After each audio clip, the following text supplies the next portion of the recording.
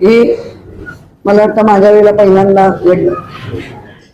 या मुंबई महानगरपालिकेला खूप इतिहास आहे आणि त्या इतिहासामध्ये पहिल्यांदा विरोधी पक्ष नेती, आतापर्यंत नेता असंच असायचं, तर विरोधी पक्ष नेती पदी माझी निवड सर्वानुमते, म्हणजे पक्षप्रमुखांनी तर दिलंच पण सर्वांनी ते सहकार्याने मानलं.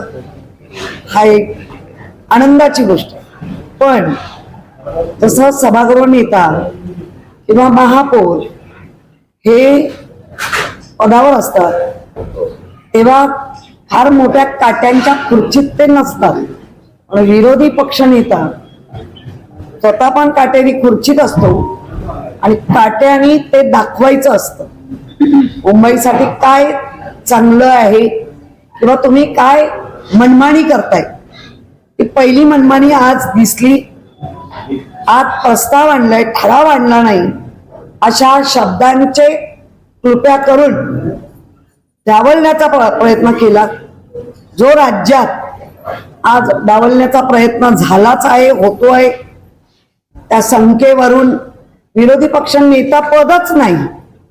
खरं म्हणजे संविधानामध्ये जरी संख्येचे अंकांची संख्या आणि संख्यांचं अंकगणित मांडलं जातं तरी विरोधी म्हणून दिल्ली सारख्या ठिकाणी आणखीन 1-2 शहरामध्ये अतिशय कमी संख्येने असूनही विरोधी पक्षनेता पद दिलं गेलंय.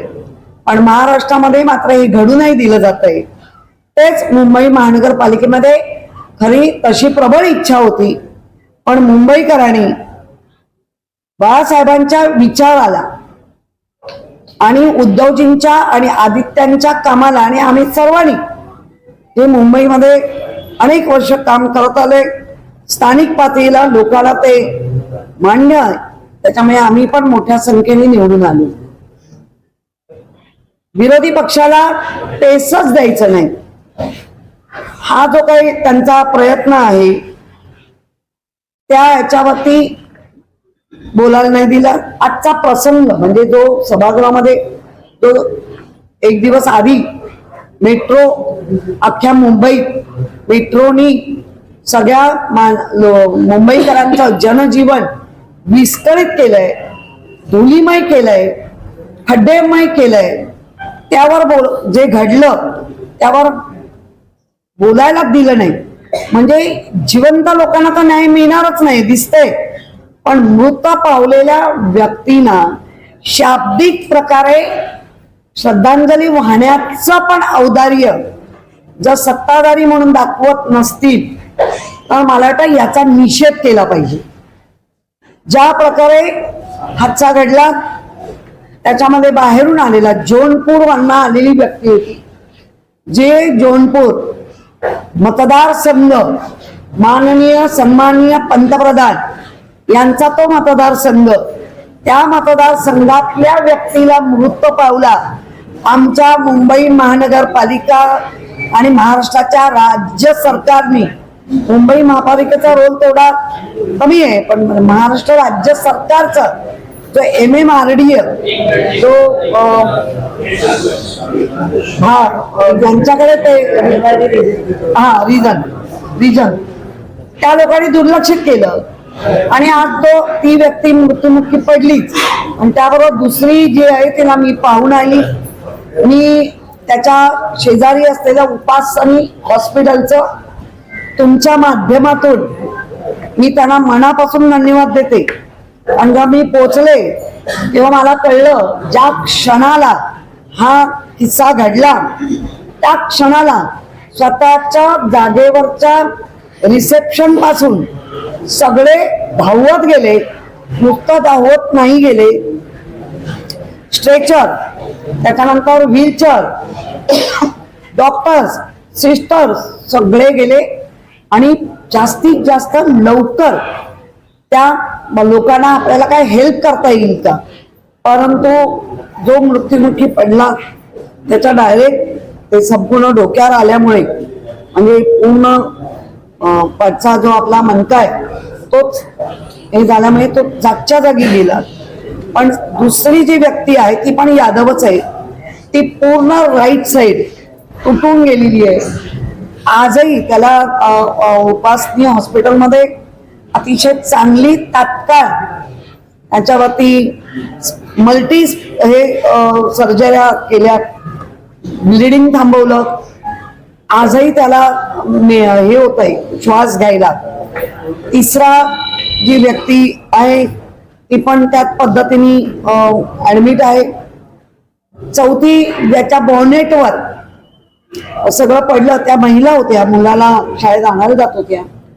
त्यांना समोरून काचा, नशीब ते डोळ्याला, आता डोळ्यात काचा गेल्या असत्या, सगळ्या कपाळावर तात्पुरतं ड्रेसिंग करून त्यांना पाठवण्यात आलं.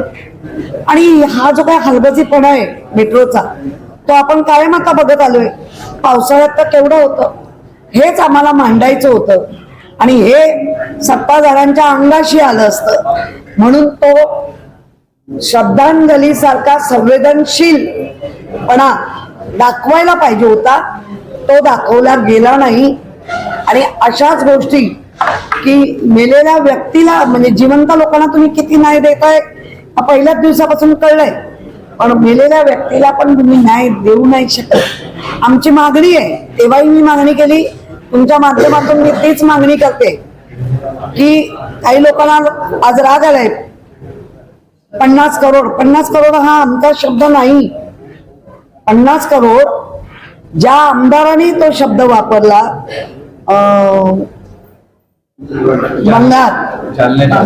बांगर, जालनाचे,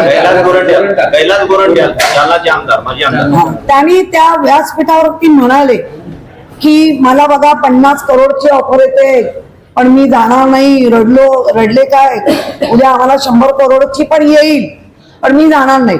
तेव्हा लक्षात आलं सगळ्यांच्या की हे आमदार मोठ्या प्रमाणात का गेले, तर 50 करोड मिळत आहे. आम्ही करोड त्यांचे मोजायला नाही गेलो की आम्ही बघायला नाही गेलो, पण तुम्ही तुमच्यातला एका आमदारांनी दुसऱ्या दिवशी पलायन केलं, त्याचा अर्थ 50 करोड त्यांचे, आमचा शब्द नाही. फक्त काही लोकांना लागली आहे मिरची, हरकत नाही.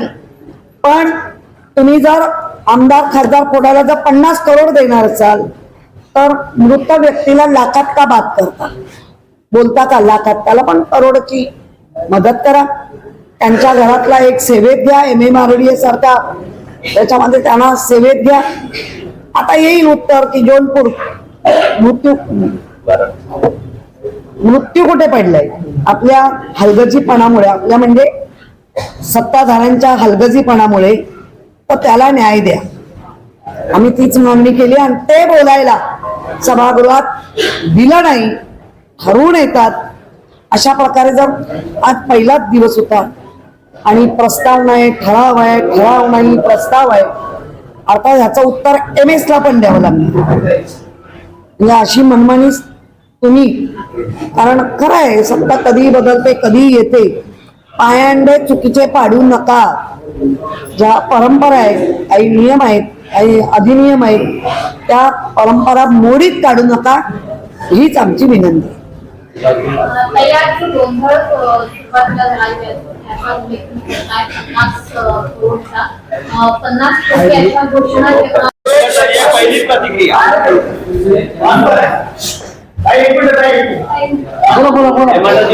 शिवसेना उद्धव बाळासाहेब ठाकरे, ज्या वेळेला आमचे शिवसेना प्रमुख बाळासाहेब ठाकरे हयात असताना 2005 ला कधी महिलांना संपर्क प्रमुख पद नव्हतं. त्यावेळेला संपूर्ण कोकण, सिंधुदुर्ग हा मला देण्यात आलेला संपर्क प्रमुख म्हणून महिला